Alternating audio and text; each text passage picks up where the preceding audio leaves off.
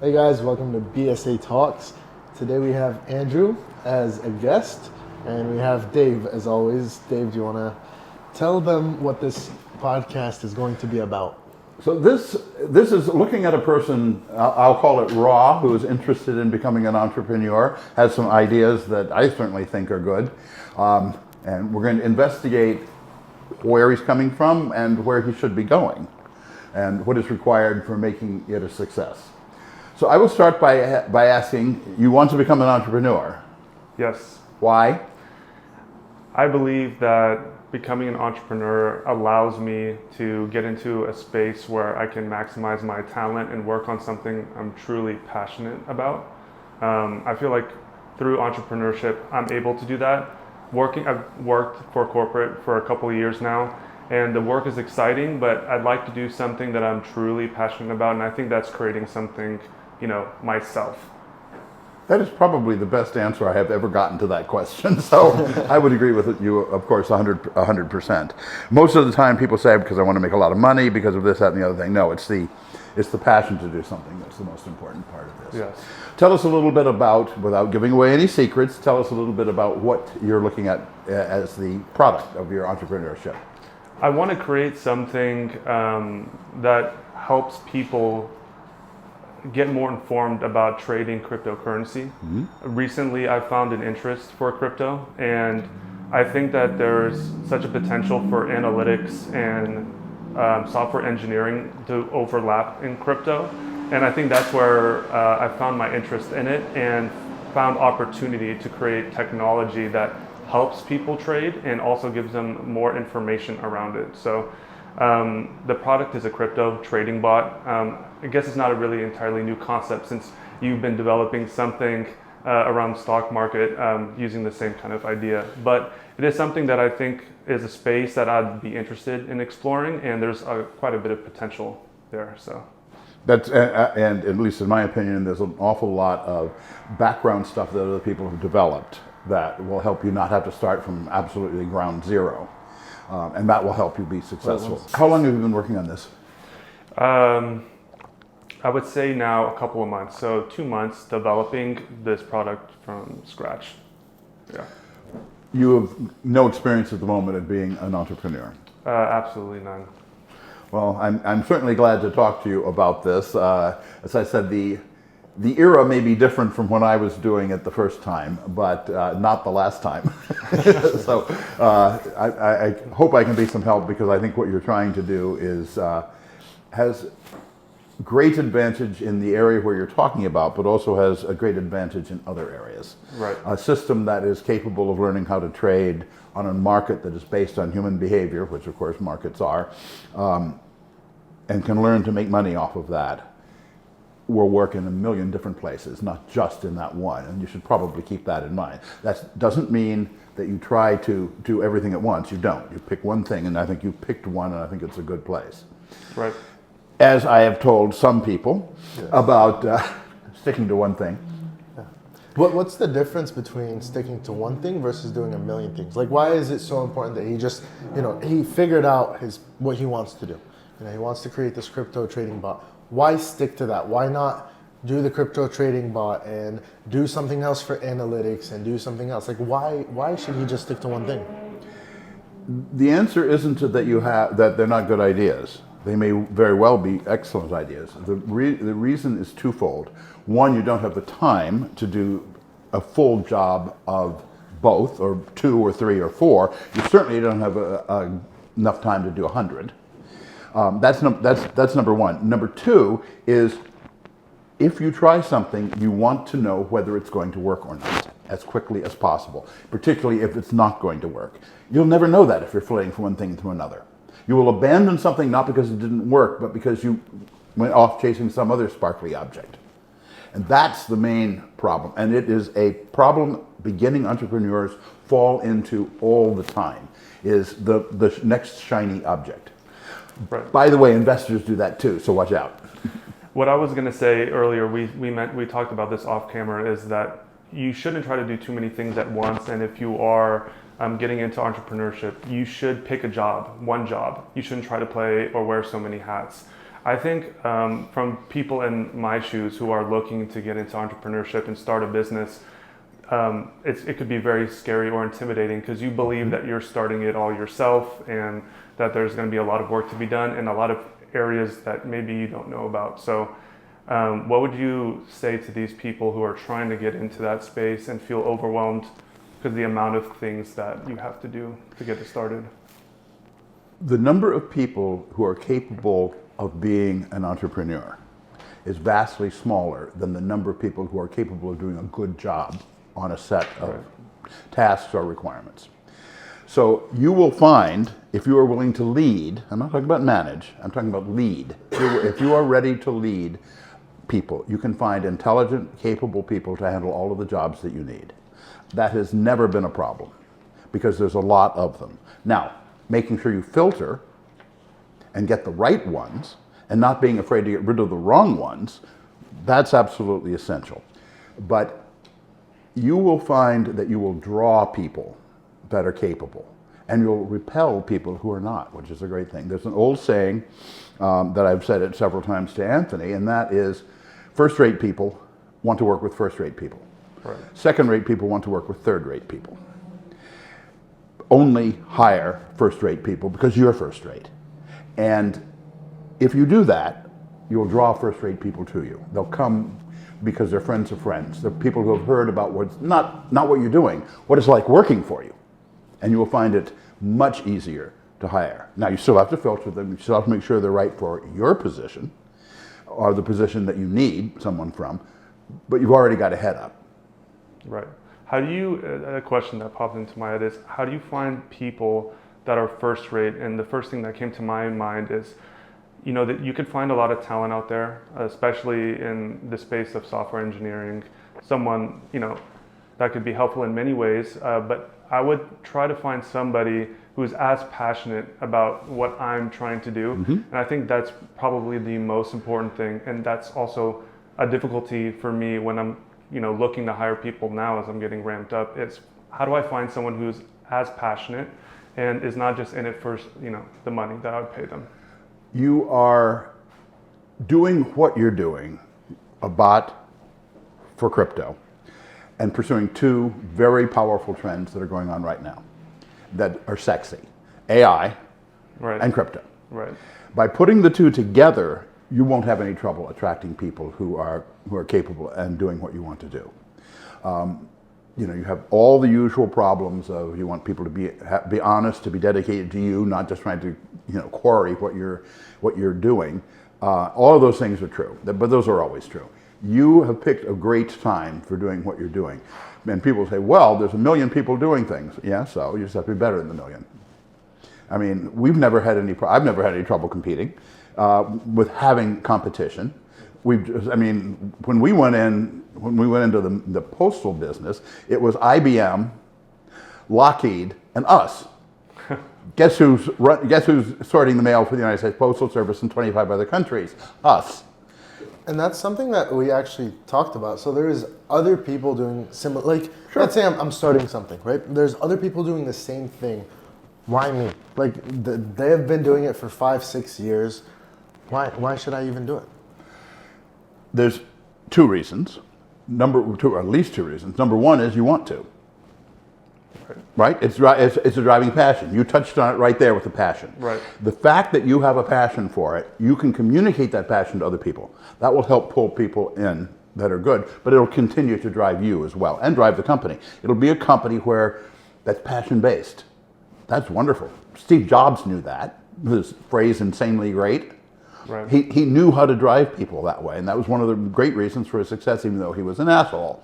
But it didn't matter because he could drive people that wanted to succeed in really cool things. You can too. That's the opportunity that you have here.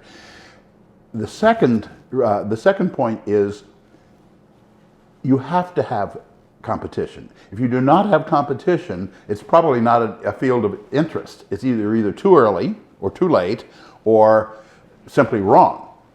Right. You're not infinitely wise. The fact that other people are interested in this field is a good sign. Right. The fact that you're going to have to outcompete them and outperform them Well, yeah, you are. So Right. go do it. I mean, it isn't that hard.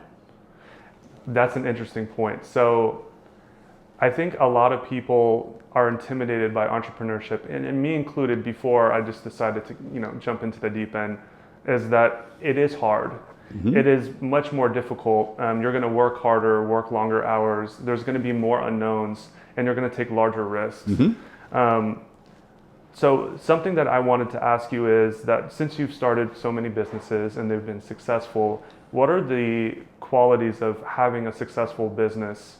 So, some X factors that you can see across all businesses, from startups to big corporations. What are those qualities That make for a successful business. that make for a successful? I think I can lay that out fairly straightforwardly. The first is obvious, a product that people want to buy.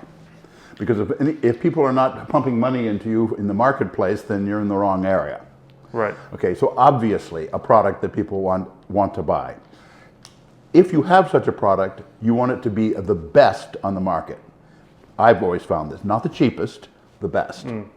Because the people who matter will buy it from the people who are the best, because it's a small fraction of whatever it is they're going to use the money for. If somebody's trading $1 billion worth of crypto, they don't care how much your system costs a month. Right. Right? And so make it the best. Okay. And to tie on that, if you're generalizing things, right, service-based, product-based, how can you be the best? What kind of research do I have to do? How do I make my product the best? Well, to quote H.L. Mencken about the job of a politician, which is to find out what the American people want and give it to them good and hard, find out what your customers want. Mencken had some great quotes. Find out what your customers want. I was astounded when I started out being an entrepreneur that people don't ask their customers what they want. Now, the customer doesn't know everything about what they need or want, but they have a pretty good indication. Sure. And so, ask them and find out. Now, in your case, they want a system that trades cryptocurrency and makes money. That's not hard to say. Right. I want to go back to your things that make a successful company.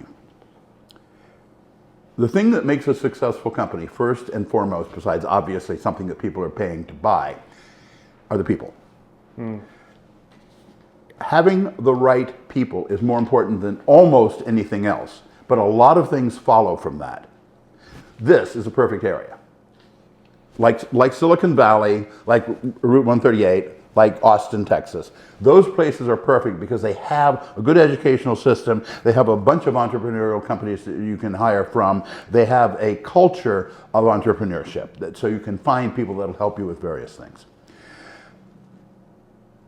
That's important, but the reason it's important is so that you get the people who can do your job for you, and you get the best that are available. And if you're in Sioux Falls and you're having to look in Seattle or Austin or New York, you've got a much harder task on your face than if you're in Austin, New York, or Seattle or Silicon Valley.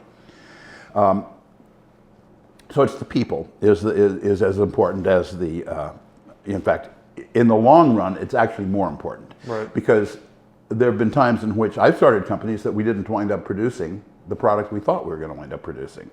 And it didn't matter because we had flexible and brilliant workers that helped make the change. And it worked. So to a certain extent, the people are more important. And how do you get the best people? Obviously, you have to find ways of hiring them. But that's not the first step. The first step is you be the best possible person. Not necessarily the best possible person at doing your job, but your job as the founder is to be a leader. Not a manager, you hire managers. The leader. You want people to follow you. And people will follow you into hell if you're good enough at it. They'll take bullets for you. And that's a normal human reaction that most people never see happen. I've been fortunate to be in that situation, not quite literally, almost, but not quite literally, but having people who are loyal to you and will do what you want and won't do what you ask and will help you through bad times and good times. Those people are the ones you want to be, and the way you get them is you be that way to them. You support your people. Now, that doesn't mean you keep people around that should be fired. You get rid of them. But the people that you keep and that you decide you want, you go all out to support them. Right. And now, how do you find them? There are very straightforward ways. First of all, people will find you. I've had that happen. One of the guys that's now a very senior person at my previous company walked in the door and said, God told me to come work here. I'll do any job. So we set him up as secretary.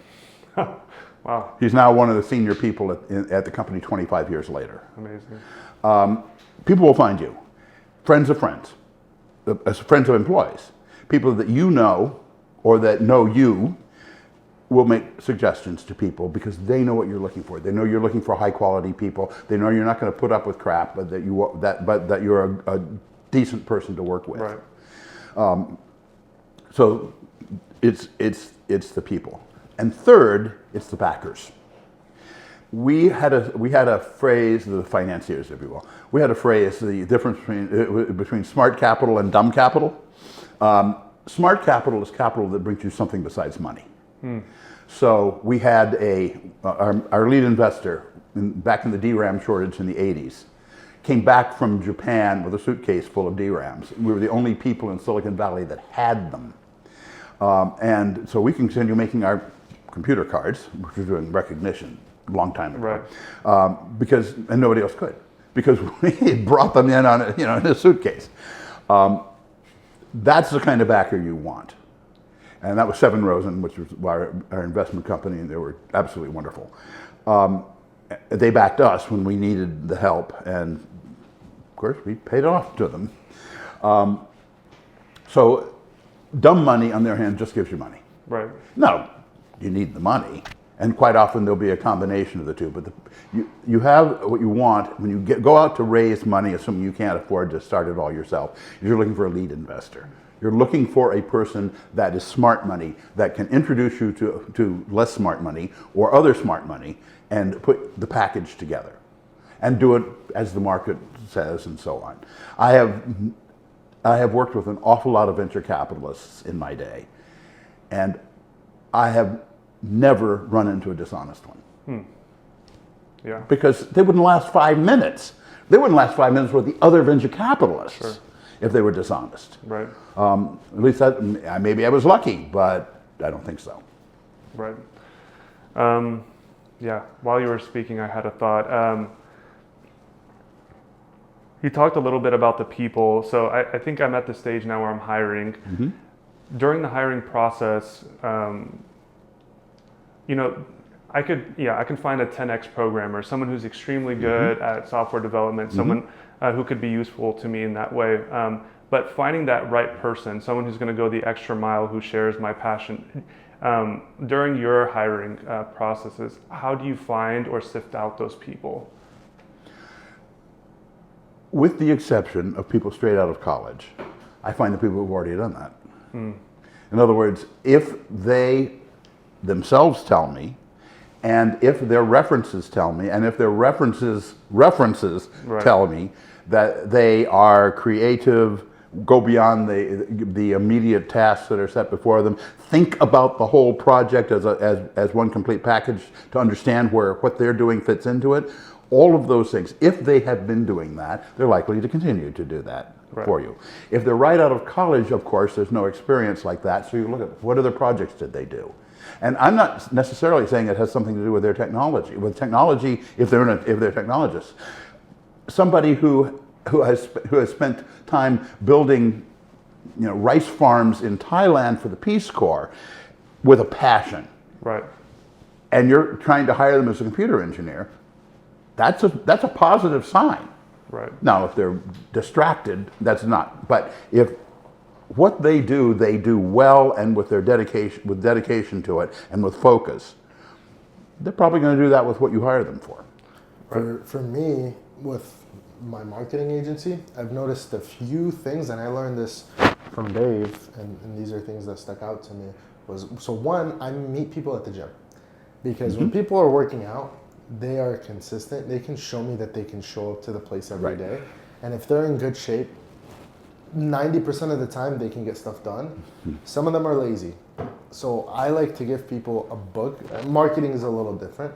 I like to give people a book to read or a video to watch. So we record our Zoom meetings, and we have some calls, and these are for salespeople, right? So I give the video to a person I'm going to hire. I'm going to say, watch this, call me back or text me right when it's done.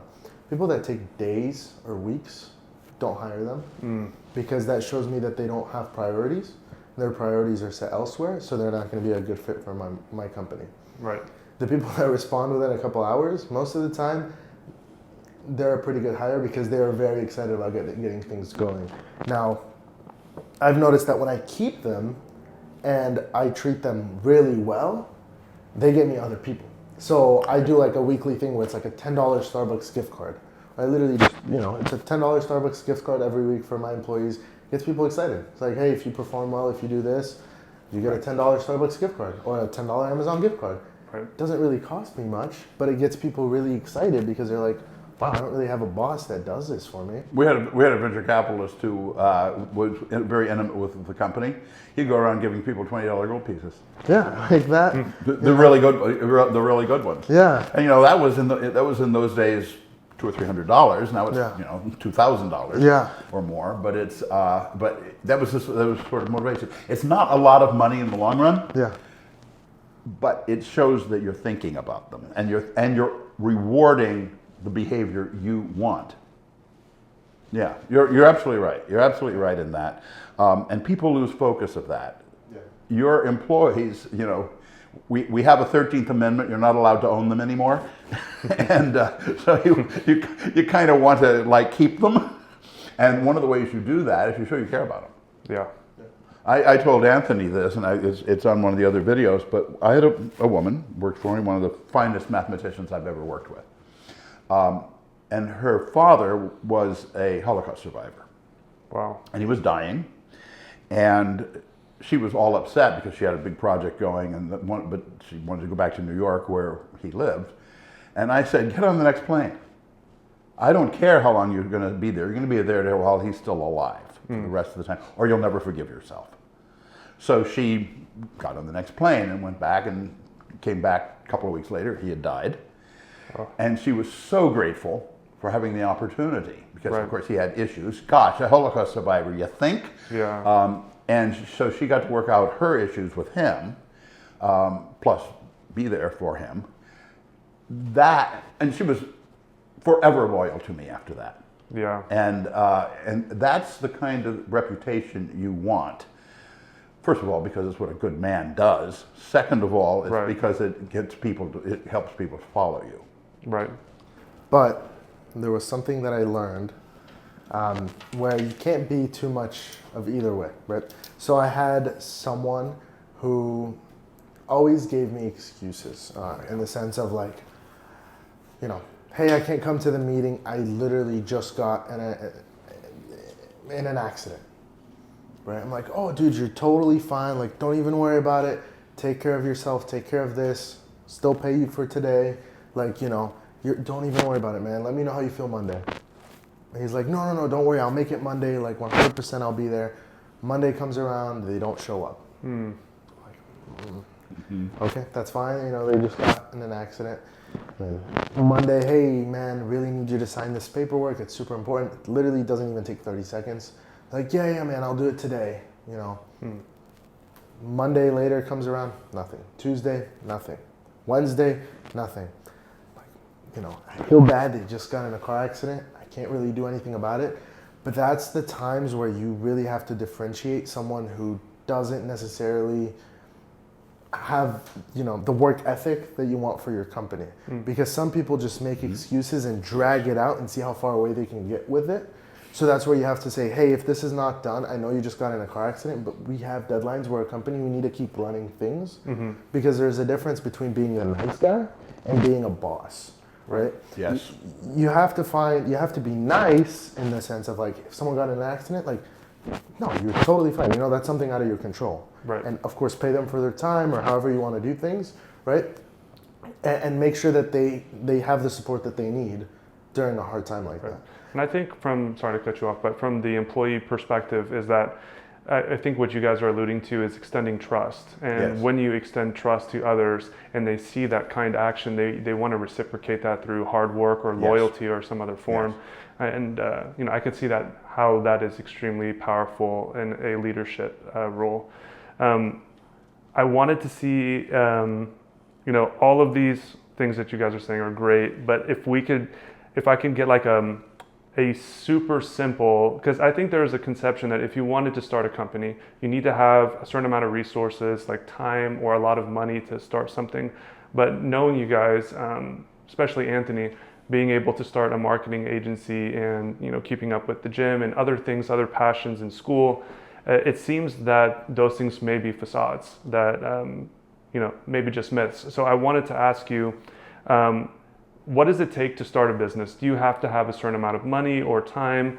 And if you do start on a business, what is the steps that you take to see it into completion? So I'm creating a product. I'm thinking about creating a MVP product, the most viable product, as simple as I can do it, just to get the proof of concept across and establish what my product does, hiring people to help me complete that goal, and presenting it into somebody's who has money's face, maybe an angel investor or somebody who can scale my company. Any quick advice or any, maybe I said something incorrect, like any step by step that you can give me to get there? First of all, this isn't a recipe for making a cake. So there are limits to what I can tell you as far as, because the primary requirement in the leader, the person who's running the company or inspiring the company, is flexibility. Because things change. There's the old thing about no battle plan survives contact with the enemy. And that's pretty much true in the business world. No marketing plan survives contact with the market. That said, there are some pretty basic rules. The most important of which is do what you have a passion for and where you can communicate that passion.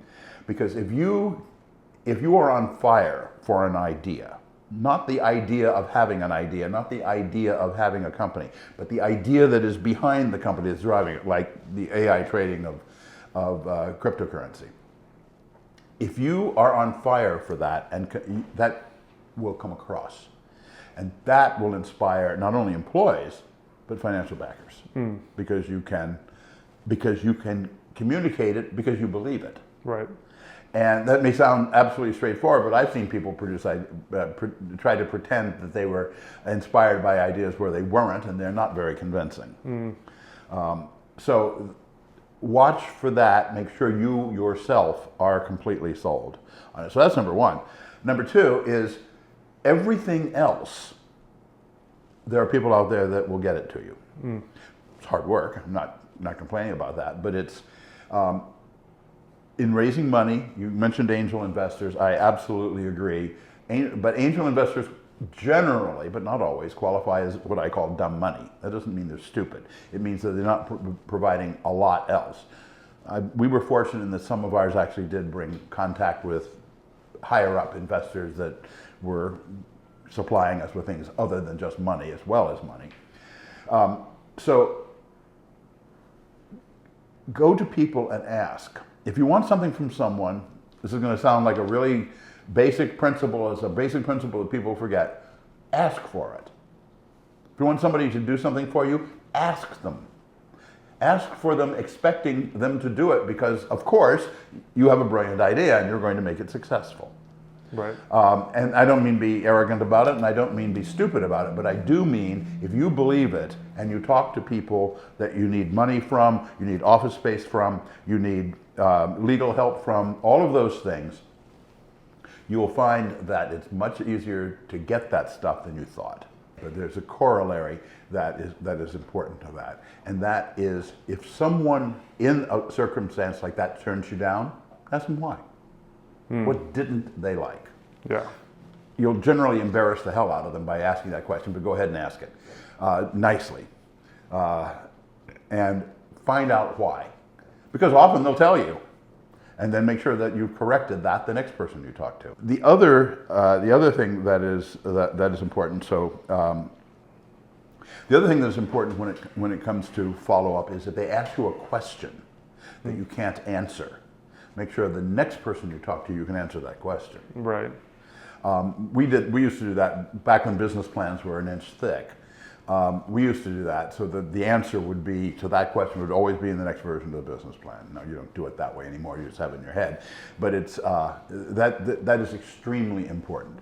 And you integrate it, meaning it's a genuine part of your way of thinking about your company is the answer to that question that you couldn't answer before. Right.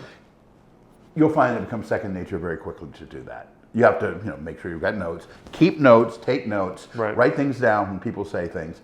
First of all, because people like it when you write things down that they're saying. Second of all, it'll help you remember what it is. When I am making a presentation on an idea or a company of mine, I make a joke. I'm not there. I'm off somewhere. My subconscious is making the presentation, Right. which is great because my subconscious is far more articulate than I am. I know you guys are super into this conversation right now, but we're cutting it here and we're going to post a new episode literally next week. So make sure you turn on your post notification. It's going to be about how to get funding and how to get $1 million. Just walk in a room and ask someone for $1 million. You've never done that before, but Dave I have. So you're going to get firsthand advice of how to do that. And we'll see you guys in the next one. Make sure to subscribe. Comment down below guests you want to see, and we will interview them. Or comment down things that you want answered, and we'll do so. And don't forget to join the Discord if you want daily access to Dave. And we do live streams on there also. So see you guys in the next one.